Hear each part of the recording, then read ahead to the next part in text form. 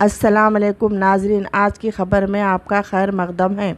तेलंगाना के chief minister Revanth Reddy ने आज एक पब्लिक मीटिंग के दौरान कहा कि अगर कोई हैदराबाद के डेवलपमेंट के बीच में आएगा तो उसे तेलंगाना से बेदखल कर दिया जाएगा। నిన్నటికి నిన్న చాంద్రాయన్ గుట్టలో నేను అసదుద్దీన్ ఓవైసీ గారు మెట్రో విస్తరణ కోసం పునాది రాయి వేసినాం. మేము ఒక పక్కన పునాది రాయి వేసేటప్పుడు కేంద్ర ప్రభుత్వం మీకు అనుమతిస్తున్నామని లేఖ పంపించింది.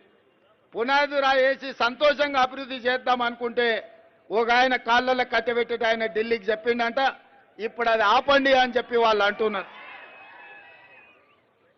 మీకు చేయడానికి చేత కాకపోతే మేము చేసేటప్పుడు కనీసం కాళ్ళలో కట్టబెట్టొద్దని వాళ్ళకి చెప్తున్నా. ఇది అధికారిక కార్యక్రమం కాబట్టి ఎక్కువ వివరాలు చెప్పడం లేదు. కానీ హైదరాబాద్లో మెట్రో విస్తరణకు అడ్డుపడుతున్న వాళ్ళని ఈ వేదిక మీద నుంచి నేను హెచ్చరిక జారీ చేయదలుచుకున్నా.